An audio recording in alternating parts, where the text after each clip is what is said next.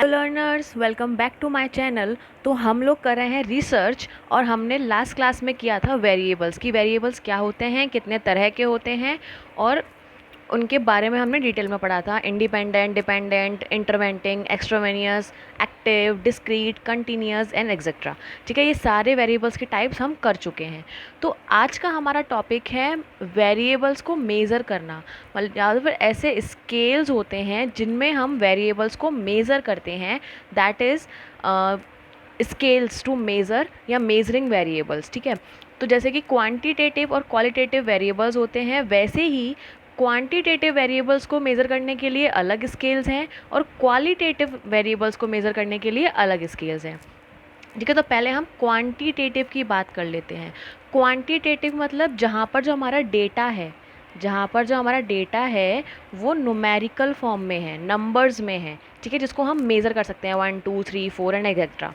ठीक, तो quantitative data को मेज़र करने के लिए we have 4 types of scales: nominal, ordinal, interval and ratio. ठीक है, तो नॉमिनल इज़ जस्ट सिंपल, जहाँ पर हम एक कैटेगरी दे देते हैं: male, female, smoker, non smoker, girl, boy, student, non student, graduate, non graduate, literate, illiterate, आना, विलेजर, अर्बन एरिया में रहने वाला इंसान, एक्सेट्रा। तो जहाँ पर हम वी हैव ओनली टू और more subcategories, for example gender can be classified into two subcategories like male and female. ठीक है, इसके अलावा हम स्टूडेंट्स को आईक्यू लेवल के हिसाब से हम दे सकते हैं कि हाई आईक्यू, लो आईक्यू, एक्सेट्रा। तो जहाँ पर हम सिर्फ दो या कुछ सब कैटेगरीज में बांट देते हैं, दैट इज़ नॉमिनल स्केल। ठीक है, ऑर्डिनल पर आते हैं। ऑर्डिनल, जिसको हम रैंकिंग भी कहते हैं, नाम से क्लियर है, यहाँ पर हम ऑर्डर दे रहे हैं। ऑर्डर मतलब एक ऑर्डर में उसको सेट कर रहे हैं या फिर रैंक कर रहे हैं कि first rank, second rank, third rank या फर्स्ट, सेकंड, थर्ड, एक्सेट्रा। जैसे कि देखो, it's usually ranks the sub groups a certain in a certain sequence और ऑर्डर। सीक्वेंस और ऑर्डर में उसको सब ग्रुप कर देता है। ठीक है, जैसे इधर देखो, above above average, average, below average या फर्स्ट, सेकंड, थर्ड। इसके अलावा lower class, middle class, higher class, middle middle, lower middle, higher middle. ये रहा, देखो, पहले हमारे पास जो पॉपुलेशन है वो मिडल, लोअर और हायर क्लास में डिवाइडेड है। फिर मिडल को हमने डिवाइड कर दिया हायर मिडल, मिडल मिडल और लोअर मिडल। तो जब हम एक रैंक दे देते हैं, एक ऑर्डर में उसको सेट कर देते हैं, दैट इज़ ऑर्डिनल या रैंकिंग स्केल। अच्छा, एक और बात, जैसे ये स्केल बढ़ते जाते हैं इनमें क्वालिटीज़ ऐड होती जाती हैं। पिछले वाले की तो क्वालिटीज़ होती ही होती हैं, अपनी कोई और क्वालिटी है। जैसे इसमें भी हम लोग कैटेगराइज तो कर ही रहे हैं ना, इसमें भी कैटेगराइज कर रहे थे। ठीक है, इसमें कैटेगराइज तो कर ही रहे हैं, लेकिन कैटेगरी के साथ साथ रैंकिंग भी आ जा रही है साथ में। ठीक है, ठीक है। Next we have interval scale. Interval scale में क्या होता है, इंटरवल स्केल में ना ऑर्डिनल में एक और करेक्टरिस्टिक हमारे पास जुड़ जाता है, दैट इज़ स्टार्टिंग पॉइंट। लेकिन इसका स्टार्टिंग पॉइंट जो है वो कभी ज़ीरो नहीं होता। इसका स्टार्टिंग पॉइंट कुछ भी हो सकता है। जैसे हमने बोला कि 0 डिग्री सेल्सियस है, 0 डिग्री सेल्सियस है, तो 0 डिग्री सेल्सियस का मतलब वहाँ पर कोई वो ही नहीं है, कोई टेम्परेचर ही नहीं है। टेम्परेचर तो है ना, लेकिन ऐसा टेम्परेचर है जिस पर वाटर जो है वो आइस बन जाता है या बहुत ठंड होती है। जो इंटरवल स्केल के डेटा होते हैं वो माइनस में भी चले जाते हैं, जैसे आपने टेम्परेचर माइनस में सुना होगा। ठीक है, देखो, an interval scale has the characteristics of ordinal scale in addition to it uses a unit of measurement with a arbitrary starting and terminating points। मतलब इसका एक स्टार्टिंग पॉइंट होता है जो कि कभी एब्सोल्यूट ज़ीरो नहीं होता। इसके ज़ीरो का मतलब ज़ीरो भी नहीं होता। जैसे हमने जस्ट एन एग्जांपल, हमने बहुत बार सुना है ज़ीरो फिगर, तो इसका मतलब क्या है, वो है ही नहीं, वो इंसान है ही नहीं, ऐसा तो नहीं होता ना।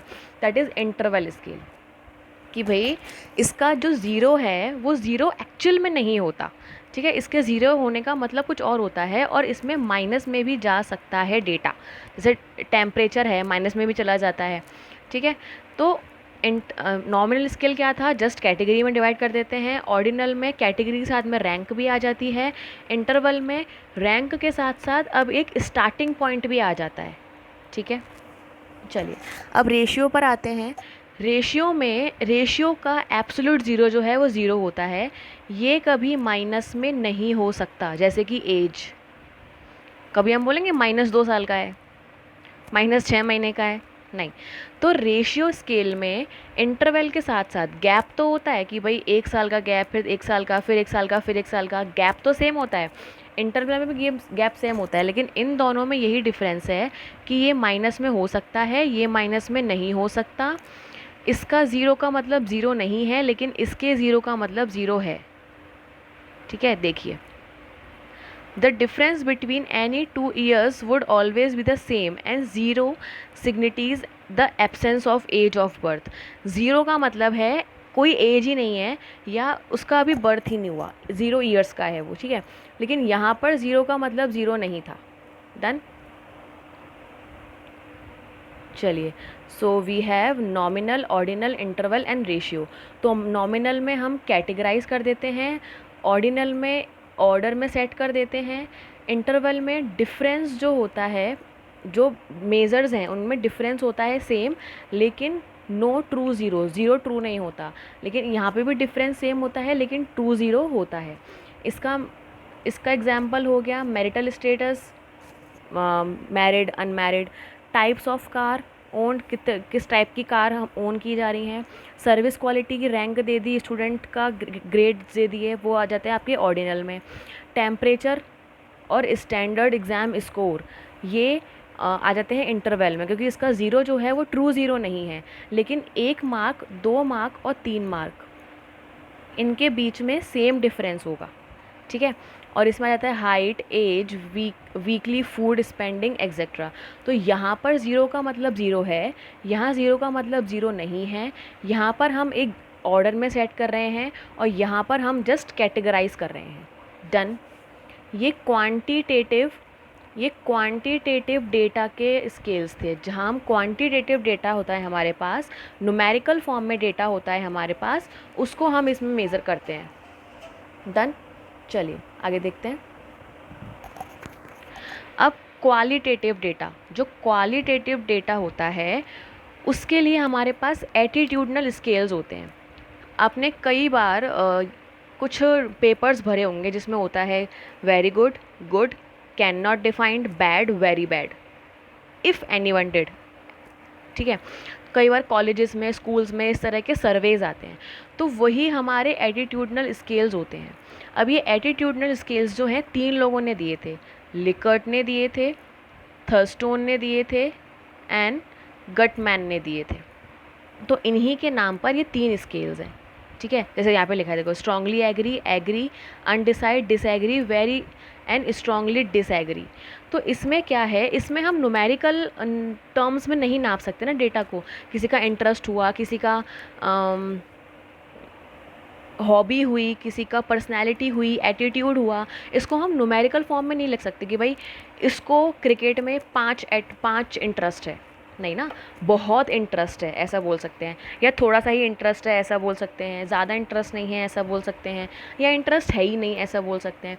तो ऐसी चीज़ें जिन्हें हम न्यूमेरिकल टर्म्स में मेज़र नहीं कर सकते, उनको हम क्वालिटेटिव डेटा बोलते हैं। और क्वालिटेटिव डेटा के लिए हमारे पास 3 स्केल्स हैं, लिकर्ट, थर्स्टोन एंड गटमैन। चलिए इन्हें देखते हैं। देखो, लिकर्ट में सबसे इम्पॉर्टेंट है और सबसे मेजरली यही यूज़ किया जाता है, also termed as summated rating scale, इसको इस नाम से भी जानते हैं। ये सबसे ईजी है कंस्ट्रक्ट करना। It is based upon the assumption that each statement और item in the scale has equal attitudinal value. मतलब इन सब के बीच का जो वैल्यू है, जो गैप है, वो सेम होगा। अगर इसको हम 10 मार्क्स दे रहे हैं और इसको 8 दे रहे हैं, तो इसको 6, इसको 4 और इसको 2 देना पड़ेगा। मतलब इनके बीच का जो गैप है वो सेम है।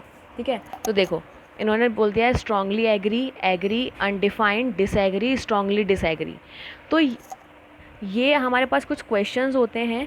इन क्वेश्चंस के बेस पर जो अटेंडर है, जो ये रिसर्च सर्वे अटेंड कर रहा है, उसको इसमें टिक करना होता है। जैसे नोज़ द सब्जेक्ट वेल, तो अगर हम मानते हैं कि हम सब्जेक्ट को अच्छी तरह जानते हैं तो हम स्ट्रांगली एग्री पर टिक कर देंगे। Willing to solve students problem, students की प्रॉब्लम को सॉल्व करने की इच्छा शक्ति है हमारे अंदर, तो हम स्ट्रांगली एग्री या एग्री पर कर देंगे। हैव पुअर कम्युनिकेशन स्किल्स, तो हम अनडिफाइन कर सकते हैं, हमें नहीं पता है तो, और इस डिसएग्री कर सकते हैं। तो इसके बाद जो रिसर्चर होता है वो इसके बेस पर मार्क्स क्रिएट करता है और अपने सर्वे का रिजल्ट निकालता है।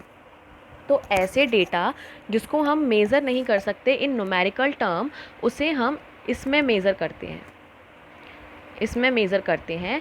और ये क्वेश्चन सेट किए जाते हैं और जो अटेंड कर रहा है सर्वे को, उसे अपने रिलेटेड ऑप्शन पर टिक करना होता है। डन।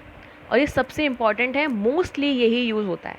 ठीक है, आगे 2 स्केल्स हैं लेकिन ये इतने इम्पॉर्टेंट नहीं हैं।